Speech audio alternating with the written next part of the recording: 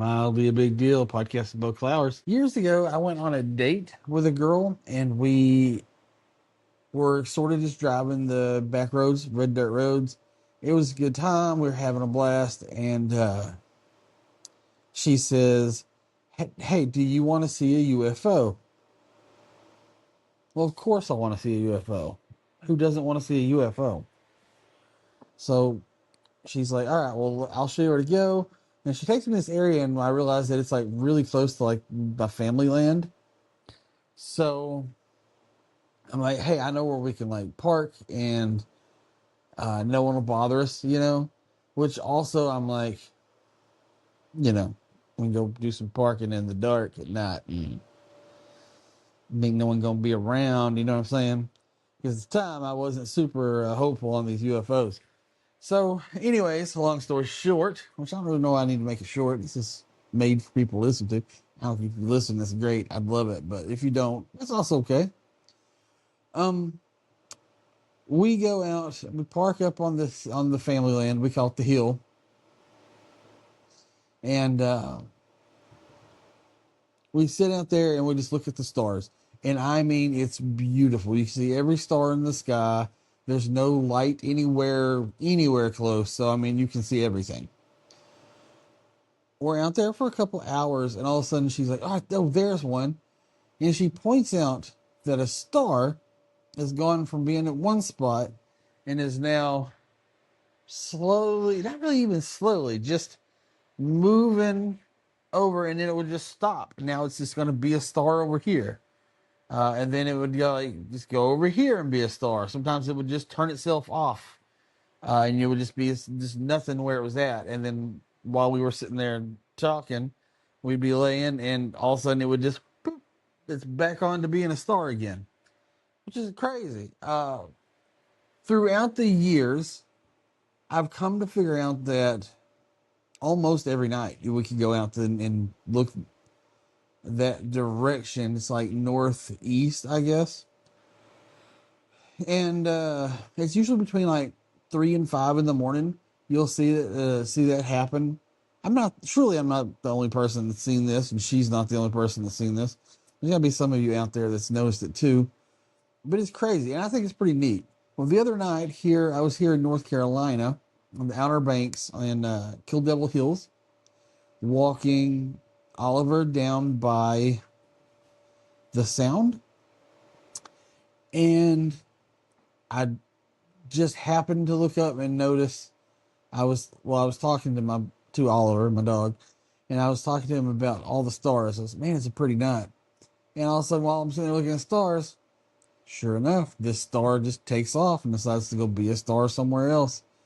And we watched where one star went and like from the west to the east, from the east down to it stayed there for a little bit, stopped for at the east, and then stopped and went south for a little bit and stopped, and then it turned off, and then it came back on maybe 2 or 3 minutes later, and then there was another one that if it seemed really high, but it was like it just kind of circled the area, but like way high up. And I know what you're thinking, Bo. That's an airplane. It's not an airplane. I don't know what it is, which is why I call it a UFO, because I know it's not an airplane. Maybe a satellite or something. I don't know. But it's not an airplane. It's not a helicopter. Um, it's very high in the air. It doesn't have any kind of flashing lights or colored lights. And then, like, as high in the air as it is, it moves way too fast to be like a plane.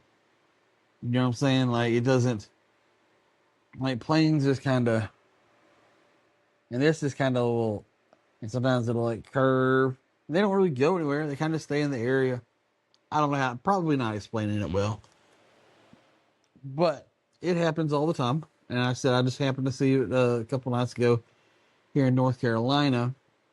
It's pretty cool. It's pretty cool. Now, keep in mind, when I talk about stuff, I believe in a lot of things, and I have a lot of beliefs in certain things that not everybody else believes in. Like, for instance, I believe in lizard people. Uh, I think it's like a breed of alien, I guess, that is just mixed around us. They kind of shape shift, like you could be looking at one, talking to one, and never know it. I feel like every once in a blue moon, but man, is it rare, you can see one kind of slip a little. Like maybe that lady on the airplane a year or two ago that flipped out, maybe that was what she saw. Um, I believe my best friend is a lizard person. I don't think he'll ever admit it to me, even though we are best friends. And I wouldn't tell. I would keep a secret, and I wouldn't freak out or flip out or nothing. Uh, I would like to know, but I also, he says he's not. But also, what's a lizard person going to say? Are they going to be like, "Yeah, I'm a lizard person"? No, they've been around for thousands of years, probably. They don't stay around by telling everybody, "Hey, guess what? I'm a lizard person." Anyways, I'm pretty sure my best friend is a lizard person. I'm pretty sure one of my mom's friends is a lizard person. Uh, I believe my old art teacher might be a lizard person. Um, I've known her for 20 plus years, 25, I don't know, something plus years, probably close to 30 years. And she hasn't aged, like she's the same age as she was. I don't trust that. She's a wonderful person, but I do think that she's probably a lizard person. I don't think she's aging as quickly as she's supposed to. Uh, it's good for her, also. Must be nice. However, have aged like I'm gonna say 15 years in the last 3. So that happens. That happens to the best of us. Um. So yeah, I believe in lizard people. I wish that my best friend Chad would tell me that he is a lizard person. I don't think he ever will. Uh, Maybe one of these days on the golf course, he'll just like confide in me, but I doubt it. I believe in fairies, uh, fairies, gnomes, elves, that sort of thing. Uh, I don't know exactly how I think they exist. Like, I don't know if I haven't decided after all these years if I think that they live in like our existence, a parallel universe. Maybe they're on the same plane as us, but in a different aspect. Um, I think there's lots of options that it could be, but the whole country of Iceland pretty much believes in elves. They even have like Icelandic elves and all this, and they'll like build government projects around elf habitat. Okay, you can't tell me that that's not a thing. That's all I'm saying. I will believe it till I die. Um, I used to not believe in Sasquatch until I went to a party on an Apache reservation that I was invited to, and I got told all sorts of stuff and got to hear some things and see some pictures of some things. And I do believe I think I'm open to the concept of Bigfoot. Do I believe wholeheartedly? I don't think I believe wholeheartedly, but man, I want to. I definitely think it's possible. Um, I've heard people say, "Well, you've never seen they we would find their bones." Well, if they had hollow bones, like birds, maybe you wouldn't find it. If they are a form of an alien, uh, when they pass, they get zapped back up or whatever you want to call it. We would never find it. There's just different explanations. None of them are scientific, so you know, take it for what it's worth. Uh, so Sasquatch, I tell you, one of the ones that I think that I wish I didn't believe in, but I think I do, is mermaids. I think that they exist. There's too many accounts of like early travelers sailing across the ocean and seeing mermaids. Like, that was a thing, I guess. And then I went. I'm a travel nurse, and I did a contract on the Pacific Coast, small town, and like everybody in that little town believed in mermaids. Like, they would tell you, if you stay here very long and you spend much time around the ocean, you will also believe in mermaids. It's just, they just like are sure of it. I never saw any signs of a mermaid the whole time I was there, but their belief influenced me a little on that. Like, I think that could be a thing. And I guess they're mean, which I don't like. I don't like the thought of that. It makes it where when I am on the ocean, like if I'm in a beach town for a contract and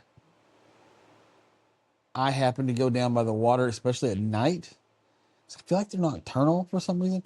Anyways, if I'm doing a beach contract and I go down to the water at night, I'm scared of mermaids.